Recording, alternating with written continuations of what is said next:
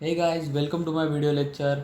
आज के लेक्चर में हम देखेंगे इक्वेशन कैसे सॉल्व करते हैं। अरे आप अपन लोग तो वैसे ही 3 लेक्चर से वही देख ले कि इक्वेशन कैसे सॉल्व करने का।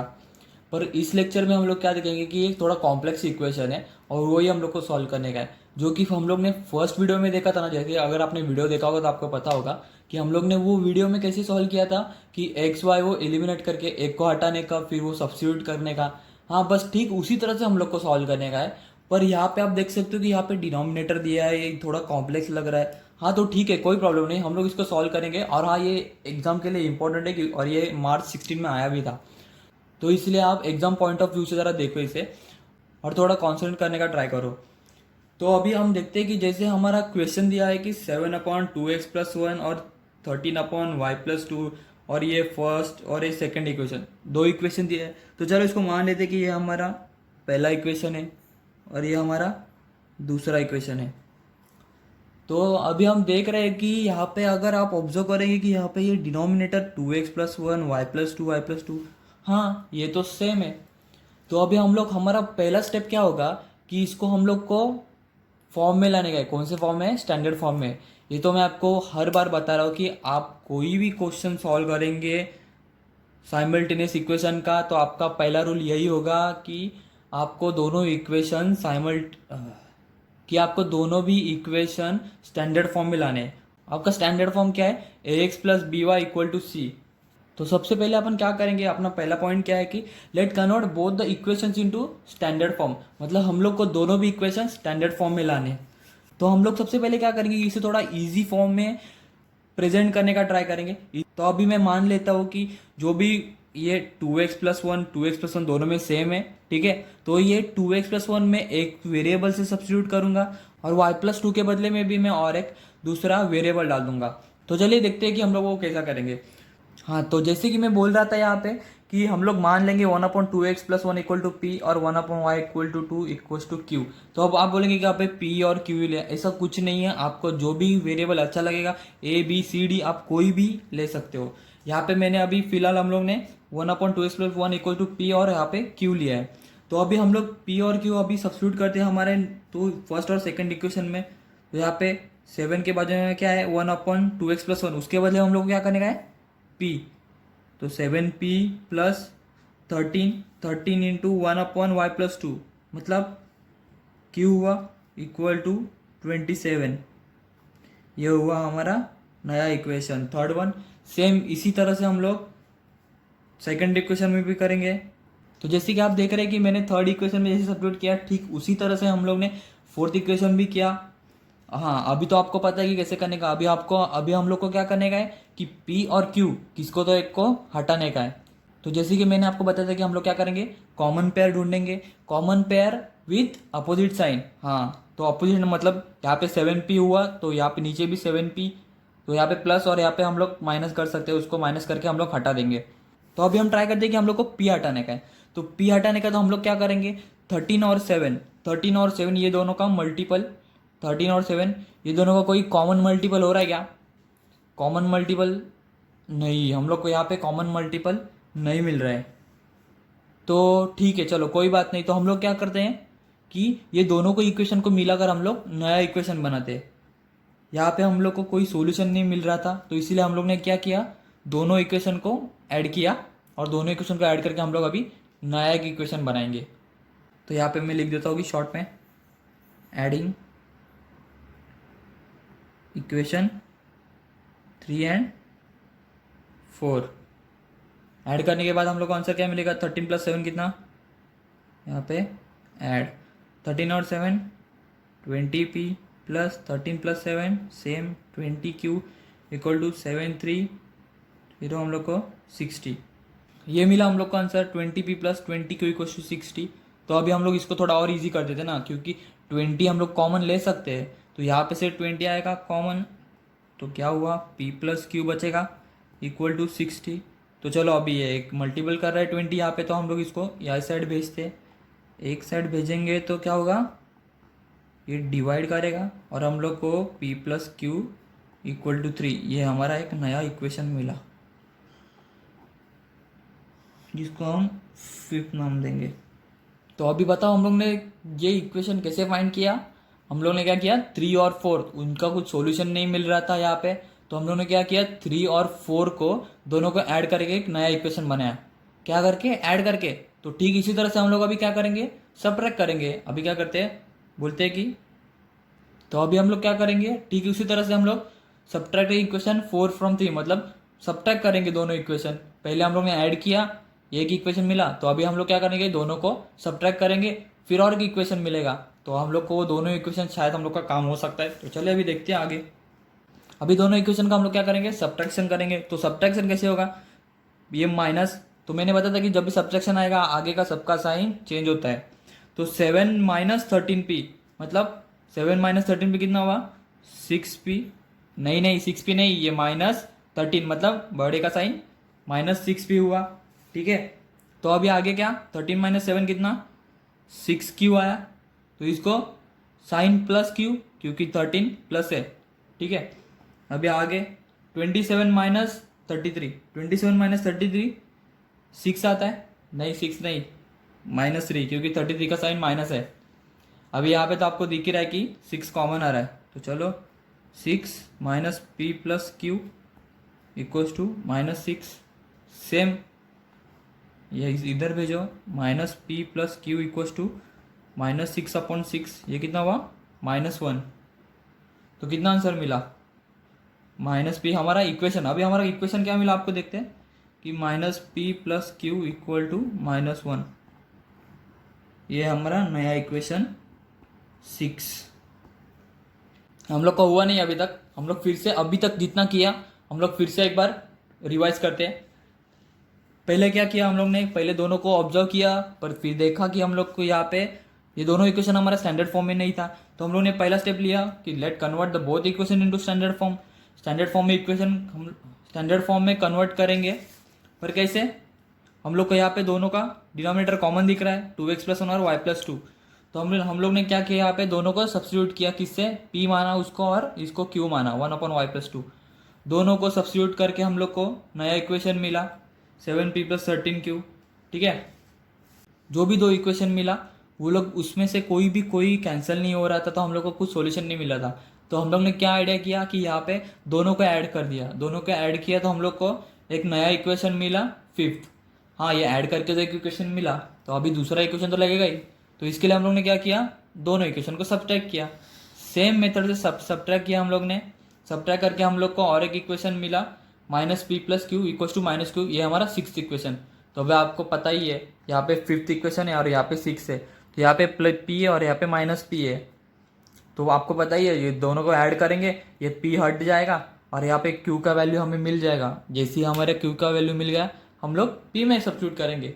बस जैसे ही हम लोग को p और q का वैल्यू मिलेगा फिर आगे का हम लोग देखते हैं। अभी चलो, अभी यहाँ पे हमारा अगला स्टेप क्या था, हम लोग दोनों इक्वेशन ऐड करेंगे। जो हमारा 5th और 6th दोनों इक्वेशन मिला, मैंने उसको ऐड किया। ये पूरा ये इजी है हम लोग ने, इसलिए मैंने डायरेक्ट सॉल्व किया। तो हम लोग ने दोनों ऐड किया तो p कैंसिल हुआ, यहाँ पे दोनों q plus q 2q equal to 3 minus 1। 3 minus 1 मतलब 3 प्लस -1, ये दोनों में प्लस होगा पर -1 का साइन माइनस है। तो यहाँ पे 2 मिला, तो q इक्वल टू ये 2 दूसरे साइड गया, तो यहाँ पे q का वैल्यू मिला 1। q का वैल्यू मिलेगा, हम लोग अभी क्या करेंगे, ये q का वैल्यू ये किसी भी इक्वेशन में पुट करेंगे। तो जैसे हमें q का वैल्यू मिला, हम लोग ने क्या किया, q का वैल्यू 5th इक्वेशन में सब्स्टिट्यूट किया। Substitute value of q in equation 5, p plus 1 equals to 3, p का वैल्यू मिला हम लोग को 2। तो जैसे हमें दोनों वेरिएबल का वैल्यू मिलेगा, ऐसा नहीं समझना कि आपका हो गया, याद रखना कि हम लोग ने पहले कुछ तो अज्यूम किया था, तो उसको उसका तो वैल्यू देना पड़ेगा। जैसे ही हम लोग का क्वेश्चन x और y के टर्म्स में है, तो हम लोग का आंसर भी ऑब्वियसली x और y के टर्म्स में ही चाहिए। तो अभी देखते हैं कि हम लोग ने क्या अज्यूम किया था, वहाँ पे फिर से लिखने का। As we know 1/2x plus 1 equals to p and 1/y plus 2 equals to q। जैसे ही p और q का वैल्यू हो जाए, हम लोग को रुकना नहीं है, क्योंकि हम लोग का जो भी क्वेश्चन है वो x और y के टर्म्स में है। तो ऑब्वियस है हम लोग को आंसर भी x और y के टर्म्स में ही देना पड़ेगा ना। अगर इतना ही आप p और q का वैल्यू लिख देंगे तो कैसे चलेगा, क्योंकि हमारा दोनों जो जो भी इक्वेशन है वो एक्स और वाई के टर्म्स में है, तो हम लोग कर देंगे। जैसे कि हम लोग को पता है as we know 1/2x + 1 = p और 1/y + 2 = q। तो हम लोग यहाँ पे क्या करेंगे, जो भी हमारा p और q का वैल्यू है बस वहाँ पे वैल्यू लिख दो और कुछ नहीं। 1/2x + 1 = p का क्या है 2 एंड 1/y + 2 = q का 1। तो अभी तो आप सॉल्व कर सकते हो, जैसे कि 1 = 2 × 2x + 1। हमारा एम क्या है, लास्ट तक आप सिर्फ हमारा अपना एम याद रखो कि हम लोग को क्वेश्चन में अगर एक्स वाई दिया है तो लास्ट में हम लोग वैल्यूज एक्स और वाई के टर्म्स में ही फाइंड करेंगे। एक्स और तो लास्ट में हम लोग वैल्यूज एक्स और वाई का ही फाइंड करेंगे, ठीक है। And 1 = y + 2। हाँ, तो आपको आगे का तो पता ही है कैसे सॉल्व करने का, मैं डायरेक्टली लिख देता हूँ और आपको एक्सप्लेन करता हूँ। तो यहाँ पे देखो कि जैसे कि हम लोग ने अभी अभी सिर्फ सिंपल हम लोग को सिंप्लीफाई करने का है, बस एक्स और वाई का वैल्यू फाइंड करने का। 1 = 2 × 2x + 1। फिर हम लोग क्या करेंगे, वेरिएबल एक तरफ लेंगे, वेरिएबल एक तरफ, नंबर्स एक तरफ, फिर लास्ट में हम लोग का x = -1/4, ये हुआ x का वैल्यू। और ठीक इसी तरह से ये इधर मल्टीप्लाई करेगा 1 = y + 2, फिर y = 1 - 2 और 1 - 2 कितना होगा -1। y का हम लोग को वैल्यूज मिलेगा, y का वैल्यू क्या मिलेगा हम लोग को -1। बस अभी हम लोग का फाइनल हो गया जब हम लोग को x और y का वैल्यूज मिल गया। और जैसे आपका सम हो जाए गाइज, लास्ट में एक लाइन लिखना मत भूलना, जो कि x, y = -1 bracket -1/4, -1 is the solution of given simultaneous equation. तो गाइज अगर लास्ट क्वेश्चन में आपका कोई डाउट होगा, कोई ठीक से अगर समझा नहीं होगा, तो हम लोग अभी और एक क्वेश्चन देखते हैं, शायद उसमें आपका सब डाउट्स क्लियर हो जाए। तो जैसे कि हमारा दोनों इक्वेशन है, यहाँ पे हम लोग देख रहे हैं कि (xy/xy), हाँ ये दोनों साइमल्टेनियस इक्वेशन है पर स्टैंडर्ड फॉर्म में नहीं है। हाँ, तो अपना पहला काम तो यही है कि स्टैंडर्ड फॉर्म में लाएंगे। तो लास्ट क्वेश्चन में हम लोग ने क्या किया था कि जो भी डिनोमिनेटर है ना उसको सब्स्टिट्यूट किया था, पर यहाँ पे हम लोग नहीं कर सकते क्योंकि यहाँ पे ना ऊपर भी x और y, मतलब ऊपर भी एक वेरिएबल है और नीचे भी वेरिएबल है। यहाँ पे भी देखो दोनों जगह वेरिएबल है, तो उसमें हम लोग सिर्फ xy 1/xy ये सब्स्टिट्यूट करके हम लोग को नहीं चलेगा। तो यहाँ पे हम लोग क्या करेंगे, जो भी दिख रहा है उसको सिर्फ सिंप्लीफाई करते जाएंगे। तो सिंप्लीफाई इन सेंस मतलब क्या, जो भी 7/xy और 2y/xy, मतलब डिनोमिनेटर यहाँ पे हम लोग पहले सेपरेट करेंगे। तो चलो यहाँ पे डिनोमिनेटर सेपरेट कर दिया, पर यहाँ पे हम लोग का 7x/xy, तो दोनों का x कैंसिल हुआ। सेम यहाँ पे भी y कैंसिल हो रहा है, यहाँ पे x यहाँ पे y, सब जगह कुछ ना कुछ कैंसिल हो रहा है और हम लोग को दो इक्वेशन मिल रहा है, 7y - 2/x = 5, और ये दोनों इक्वेशन मिला। अब यहाँ पे आप लोग देख सकते हैं कि सिर्फ हम लोग को डिनोमिनेटर में ही वेरिएबल दिख रहा है, y x ऊपर कुछ दिख रहा है नहीं है। हाँ, तो अभी हम लोग जो लास्ट क्वेश्चन में किया था वो स्टेप पे जाएंगे, मतलब अभी हम लोग का काम है कि अज्यूम करेंगे। तो चलो मान लेते हैं, late 1/x = p, 1/y = q मान लिया। तो जैसे ही ये दोनों हम लोग वैल्यू सब्स्टिट्यूट करेंगे, हमारा इक्वेशन क्या बनेगा, 7q - 2p = 5। ये थर्ड और फोर्थ दोनों इक्वेशन हुआ। हाँ, अभी यहाँ पे किधर तो हम लोग का स्टैंडर्ड फॉर्म मिला। तो चलो हमारा नेक्स्ट स्टेप क्या था, हम लोग कॉमन मल्टीपल। तो यहाँ पे देखते हैं कि q के बारे में अगर कैंसिल करेंगे कि 7 को और 8, हाँ तो दोनों का 56 हम लोग को मिल रहा है, मतलब फर्स्ट को हम लोग 8 से मल्टीप्लाई करेंगे, 8 को 7 से करेंगे, तो हम लोग को एक मल्टीपल मिल रहा है ये। मतलब हम लोग यहाँ पे q भी हटा सकते हैं और p पे देखते हैं तो हाँ 14, 2 7 जा 14, 2 और 7, यहाँ पे हम लोग देखेंगे तो 2 और 7 मतलब 2 × 7 और 7 × 2, दोनों का कितना 14 आंसर मिल रहा है, ठीक है। दोनों का 14 आंसर मिला है, तो यही हमारा कॉमन है ना। तो यहाँ पे 14 अगर कर देंगे हम लोग तो 14 - 14p और नीचे +14p हो जाएगा, दोनों कैंसिल हो जाएंगे। हाँ, बस वही तो चाहिए हम लोग को। तो ठीक है, मल्टीपल इक्वेशन 3/7, थर्ड इक्वेशन को हम लोग 7 से मल्टीप्लाई करेंगे, और यहाँ पे हम लोग दूसरा इक्वेशन है फोर्थ इक्वेशन, उसको हम लोग 2 से मल्टीप्लाई करेंगे। जैसे ही ये दोनों हुआ हम लोग को नया इक्वेशन मिला, मल्टीप्लाई करने के बाद ये दोनों इक्वेशन हुआ। तो वही किया मैंने लास्ट टाइम में क्या किया है, नाउ एडिंग इक्वेशन 5 और 6, दोनों इक्वेशन को ऐड किया, एक पी को हटा दिया, चलो पी को तो हटा दिया, अभी हम लोग को क्यू का वैल्यू मिलेगा। तो 65 दोनों का ऐड किया 65 क्यू इक्वल टू 65। तो गाइस हम लोग को क्यू का वैल्यू मिला एज अ 1।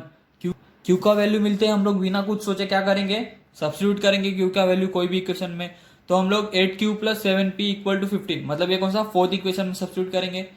वैल्यू सब्स्टिट्यूट करते हैं हम लोग को, ये थोड़ा simplification, 8 equal to 7 p equal to 15, 8 plus 7 p equal to 15। तो 8 को हम लोग दूसरी जगह भेजेंगे, 7 p equal to 15 minus 8, p equal to 7/7। तो पी और क्यू हम लोग को दोनों वैल्यू मिला 1। अभी हमारा पार्ट आता है रीसब्स्टिट्यूट करेंगे।